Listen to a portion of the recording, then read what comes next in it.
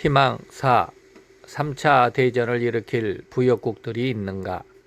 성경은 최후의 전쟁에 있어서 주도 세력만이 아니라 그들과 연합하여 하나님의 뜻에 반하는 동맹국들, 곧 부역국들도 언급합니다. 요한계시록 17장 12, 13절에 보면 열 뿔이 한 뜻을 가지고 짐승에게 권력을 준다라고 기록하여 줍니다.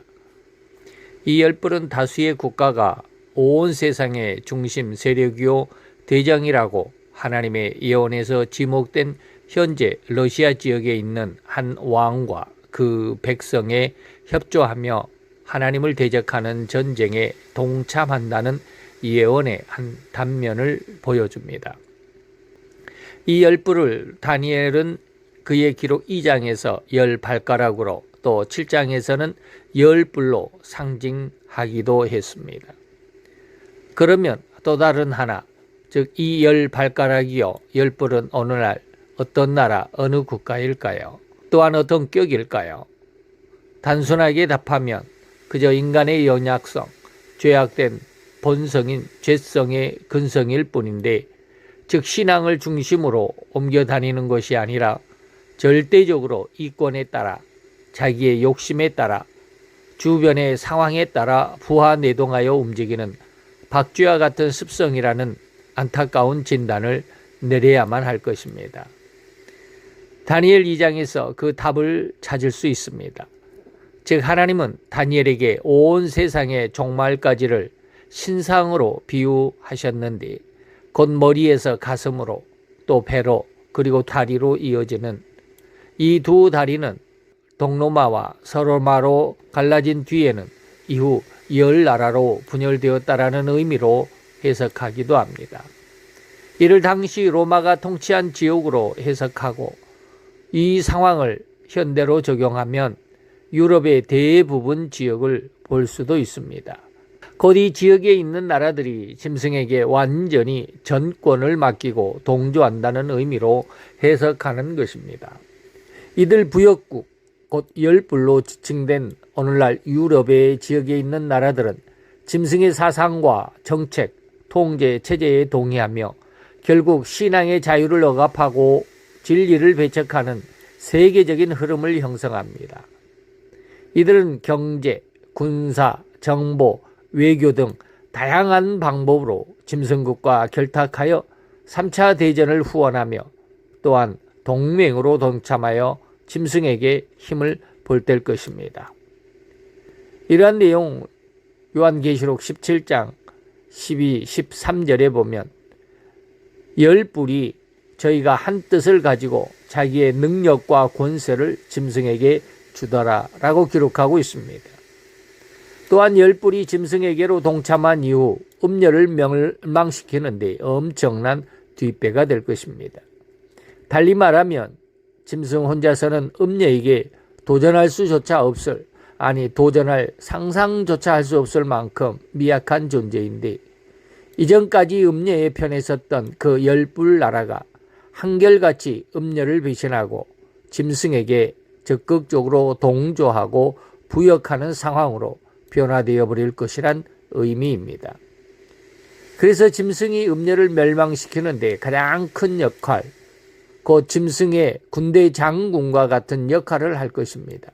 이 열 뿔의 후원을 받은 짐승은 온 군대의 대장이 되어 급기야 당시 최고 통치자였던 음녀에게 도전장을 내게 되었고, 그 전쟁으로 인해서 세상을 통일하는 최고의 왕으로 등극하게 되고, 더욱이 이 짐승은 군사력으로만이 아니라 온통 경제와 사상, 또 더 나아가 완전한 복종을 강요하는 정책적인 통일성을 강제하게 된다는 내용의 전개가 바로 우리 하나님의 주신 예언의 중심입니다.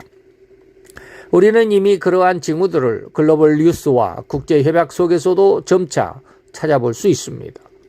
예를 들어 극단적인 환경 규제, 디지털 통제, 가치관의 회귀라 등이 특정 나라들 사이에서 하나의 흐름으로 자리 잡아가고 있습니다.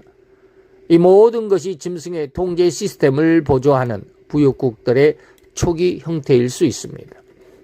이들의 습성 혹은 생태를 사도 요한은 계시록 13장 11절부터 17절까지 명확하게 기록하여 우리가 깨달을 수 있도록 아주 귀한 은혜로 남겨주신 것이라고 할 수 있을 것입니다.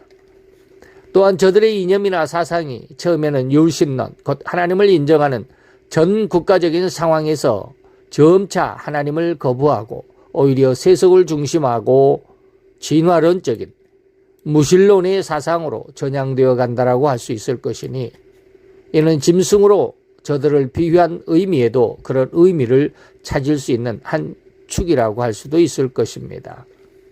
즉 음녀는 여자이기는 하지만 정조를 잃어버린 여자로 해석할 수 있으며, 짐승은 인격이 없는 존재요 오로지 먹는 것과 자손을 번성하는 데만 온통 삶의 중심으로 삼으면서 살아가는 존재를 말합니다. 곧 인격이 없다는 말로도 대체할 수 있는 의미입니다.